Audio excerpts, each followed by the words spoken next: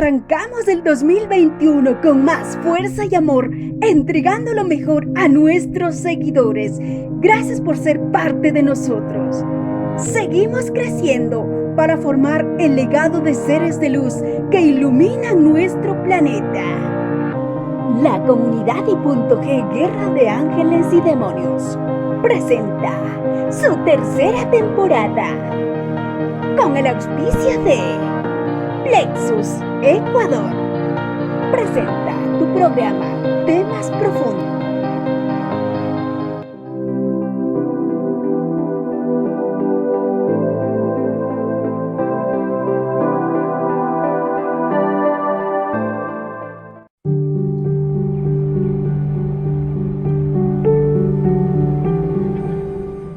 Hola y bienvenido de nuevo. Antes de empezar, quiero expresarte mi admiración por la decisión que has tomado de emprender este desafío, porque no cualquiera se lanza a la aventura de elevar su conciencia. Lo que estás por iniciar solo lo hacen los valientes, que están dispuestos a verse a sí mismos desde un ángulo distinto y desde muy cerca. Eso no es nada fácil. Examinar tu pasado, deconstruir los sistemas de creencias y develar nuestros patrones culturales no es algo que cualquiera se atreva a hacer. Así que tómate un momento para felicitarte a ti mismo por tener el valor de estar hoy aquí conmigo.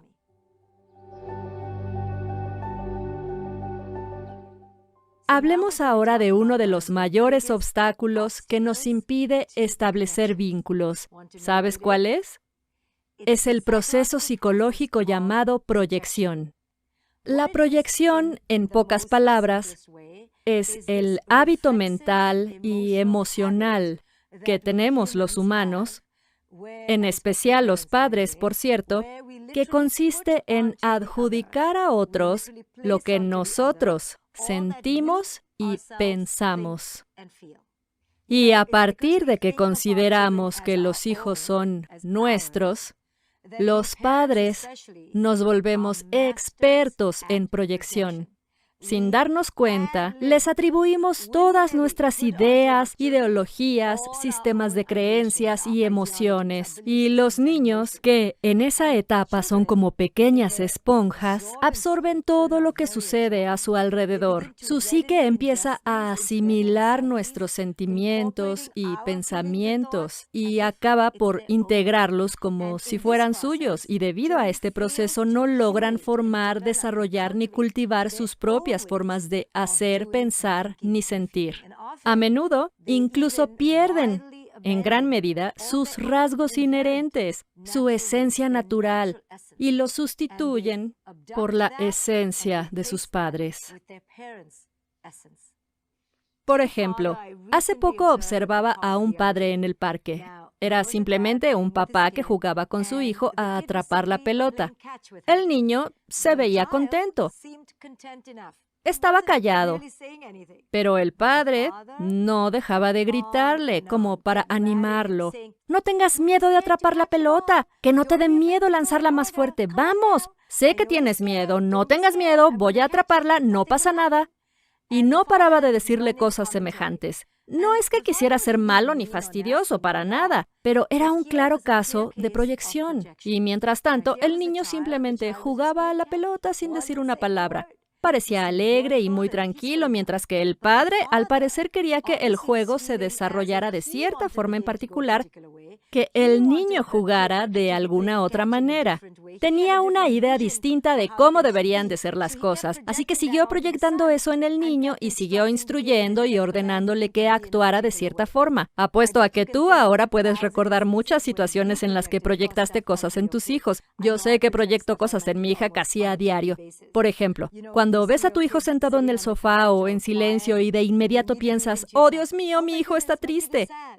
O cuando ves que tu hijo en el parque mira a un grupo de amigos que están jugando y de inmediato te proyectas. Oh, mi hijo se siente excluido. La proyección es un hábito emocional, automático e instintivo, por el que atribuimos a nuestros hijos lo que nosotros estamos sintiendo, pensando o creyendo sin darnos cuenta. Y a veces vamos incluso más lejos que adjudicarles nuestros pensamientos o sentimientos. Es cuando hacemos una doble proyección y además interpretamos su conducta. Fantaseamos toda una historia al respecto. Por ejemplo, cuando pensamos, mi hijo está tan enojado conmigo que ni siquiera me voltea a ver. Así añadimos un significado a su conducta. Elaboramos guiones y diálogos completos, pero todo eso viene de nuestro interior. De hecho, hacemos lo mismo con todas nuestras relaciones, no solo con los hijos. Y el origen de esto siempre está en nuestro pasado, en nuestras historias, formas de ser y de pensar. Les pongo el caso de Marta, una paciente con la que tuve una sesión hace poco. Llegó con su hija Sara, quien durante la sesión nos contó que nadie la había invitado al baile de graduación, por lo que iría con sus amigas. Marta de inmediato exclamó, «Oh Dios, seguramente estás muy triste, lo siento mucho. Sé que no es importante, pero quizá pueda llamar a alguna de mis amigas para que le pida a su hijo que te lleve». Y así siguió y siguió dando sugerencias y expresando su ansiedad. Durante todo ese tiempo, Sara, en cambio, permaneció callada, sin decir lo que sentía, y solo estaba ahí sentada con cara de desconcierto. Yo me daba cuenta de que ella no había podido expresar sus verdaderos sentimientos y que lo que ahora quería era defenderse de las afirmaciones y preocupaciones de su madre. Este es un caso en el que la madre o padre se pierde, pues por su propia ansiedad no se detiene a pensar y tan solo empieza a escupir sus propias creencias y sentimientos sobre su hijo. ¿Y qué hace entonces el pobre chico? Pues se va a rebelar, a discutir, a negociar o pelear, mientras que si la madre se hubiera detenido un momento y hubiera visto que estaba a punto de proyectarse, nada de eso habría ocurrido. Esa pausa habría permitido que diera a su hija el espacio y la libertad que necesitaba para explorar su propia realidad a su manera, sin la interferencia de ella. Siempre he dicho que la proyección puede ser mortal, pues hace que nos formemos en la mente todo tipo de laberintos, películas y complicadas tramas, los cuales entonces interfieren con lo que realmente está sucediendo. De hecho, para nosotros la proyección es tan real que de pronto empezamos casi a creer que lo que proyectamos en verdad sucedió. Por eso, el proceso de despertar y darte cuenta de que la proyección era falsa a menudo se siente como un cataclismo sobre el sistema. Y lo peor es que no nos pasa por la cabeza que nuestros hijos sepan muy bien lo que sienten, que son capaces de experimentar sus propias experiencias y que pueden perfectamente entender quiénes son en realidad. De esta forma, seguimos imponiéndoles nuestras ideas y los secuestramos de su propio desarrollo natural. Entonces, al paso del tiempo, crecen con un falso sentido de sí mismos o se cierran completamente a nosotros. Realmente quisiera que te des cuenta de que, como el proceso de proyección es tan instintivo, inconsciente y reactivo, se convierte en la causa de muchos conflictos entre padres e hijos. Por lo que tomar conciencia, despertar al hecho de que nos estamos proyectando, es un inmenso regalo que puedes dar a todas tus relaciones.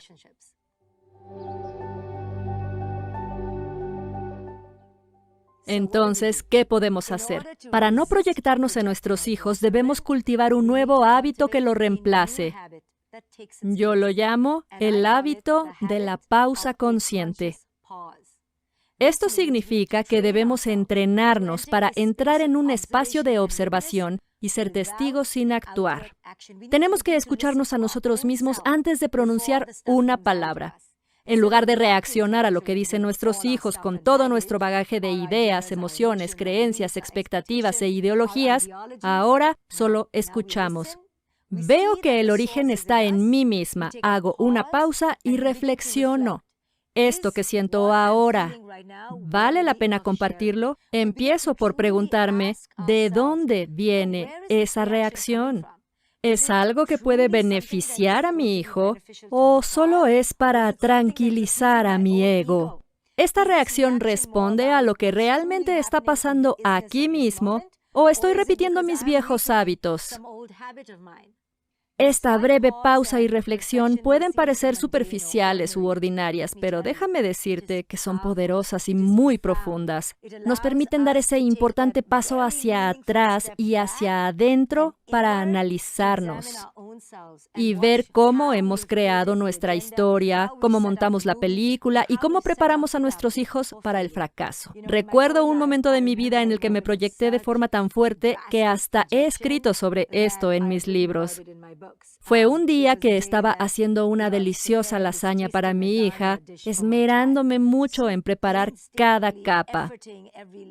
Había cortado las verduras con mucha dedicación en triángulos y círculos y sentía que era una obra maestra. Y mientras cocinaba, imaginaba el momento en el que recibiría el trofeo y el premio a la mejor madre y lo agradecida que iba a estar mi hija y cuánto le emocionaría que su madre fuera tan buena cocinera. Vivía ese sueño, esa fantasía en la que deseaba profundamente recibir un reconocimiento por mi buen trabajo como madre, aunque no estaba consciente de eso en ese momento. Así que ahí estaba preparando la lasaña hasta que apuesto a que ya sabes cómo va a terminar esto. Cuando mi hija llegó a casa pensé que estaría feliz, que caería a mis pies llena de gratitud y exclamaría gracias, gracias, ojalá todos los niños tuvieran una madre como tú. ¿Pero hizo eso?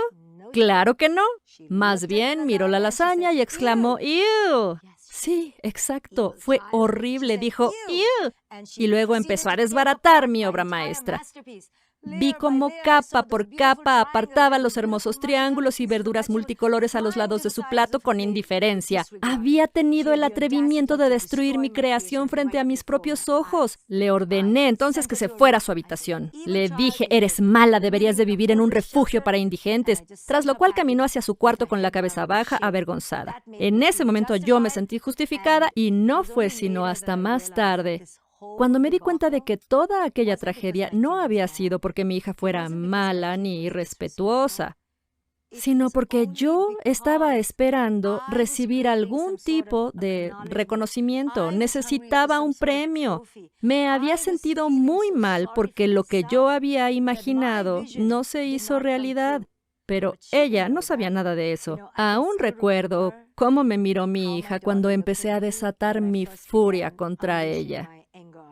Tenía esa mirada inocente de desdén y profunda tristeza. El deseo de nuestros hijos es no molestarnos. El deseo de nuestros hijos es no hacernos daño. Ellos solo actúan tal cual son. Pero como estamos tan inmersos y envueltos en nuestra propia historia, somos nosotros quienes creemos que nos están desobedeciendo, que están en nuestra contra. Quizá contradigan nuestros planes, pero no se contradicen a sí mismos.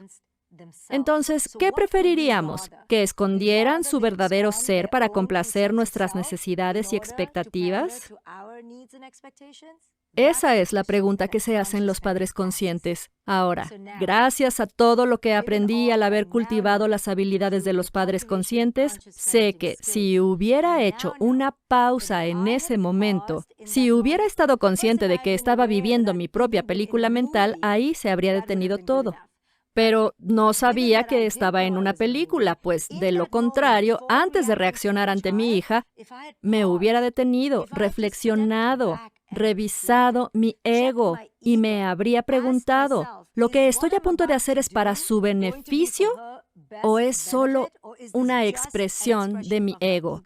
El simple hecho de percibir mi ego me habría permitido tomar otro camino, otra decisión de manera consciente. Y esto me llevó a comprender que debemos aceptar la individualidad de nuestros hijos. Sí, nuestros hijos son uno con nosotros, siempre están con nosotros, pero son seres con su individualidad única. Yo debía aceptar que el paladar de mi hija era diferente del mío.